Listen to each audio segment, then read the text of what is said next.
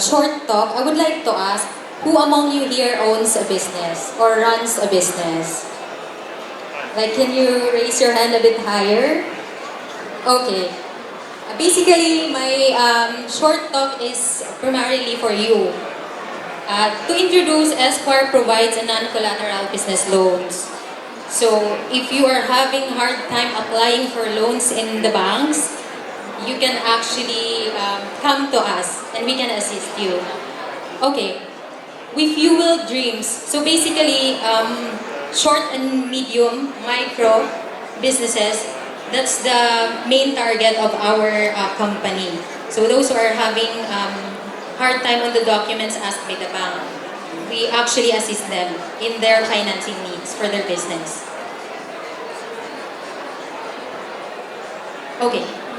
Just to give you a brief idea, 99.5% of the business in the Philippines actually belongs to the small, micro, and medium enterprises.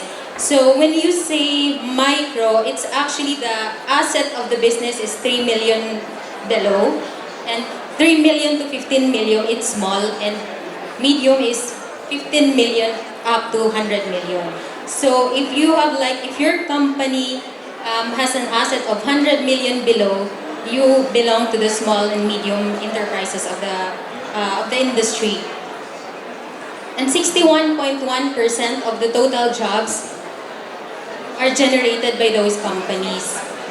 So can you imagine 99.5% in the Philippines are actually small and medium enterprises, and majority of those companies provides job for our people. And primarily, 35.7% actually contributes to the country's GDP. And basically, since 99.5% actually belongs to those sector, so primarily they are the lifeblood of the Philippine economy. So this is actually the challenges of every SME. So increased market competition, rapidly changing market demands, fast-paced tech advancements, and capacity constraints relating to knowledge. But the most important, and I think the essential challenge, is actually the lack of financial support from formal financing institutions. So most of those companies, especially the one that belongs to the micro and the small, they are having hard time applying for loans in the bank. So first things first is they don't have a property as where they can provide as collateral to the banks. They probably lack some documents that the banks are asking. So they are having time. And one more thing is actually the bank's process is quite longer as compared to our process.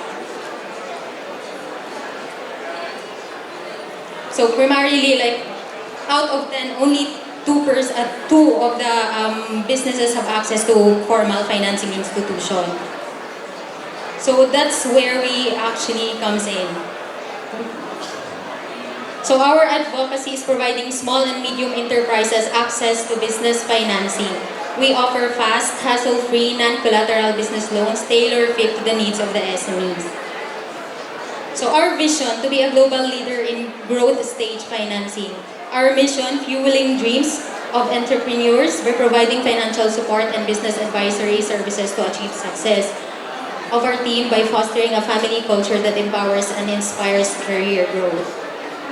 So just quite a background.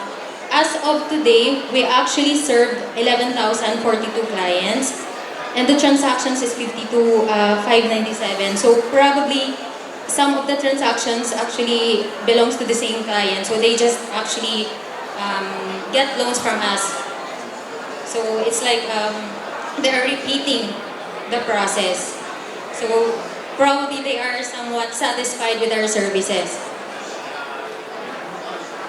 So this is our, we are fast. Our process is 5 to 7 working days. Hassle-free because we require minimum documents, but of course it's not like undocumented because we are actually governed by BSP. So we are actually being monitored by BSP. So we cannot process applications without documents. So we have minimal documents. And it's non-collateral. So we won't actually require any property titles. And just to give you an idea, we provide loans minimum of 100,000 up to 10 million. And our term is actually minimum of 3 months, maximum of 12 months. So short term lang po tayo. And if you do have concerns on the interest rate or terms of the loans or any adjustment on your probably the services that you want to ask, you can actually visit our booth. We are actually in front of the entrance. If you have time, you can drop by there. Any questions regarding our service? Yes, ma'am. Come again. Okay. The interest rate, we actually don't have a fixed rate. Kasi depends dun sa approval ng client. So the higher the approval, the lower rate we give. So, what I can advise is we process. Kasi technically our rate is negotiable. But I cannot actually give you a specific amount kasi depende siya sa approval natin. So if wala pa tayong approval, then I cannot give you a specific amount. If you want, we can discuss in our booth. We can give you some of the possible rates. We will be there. Any more questions about business loans? You can visit our booth. We would be happy to actually answer your inquiries.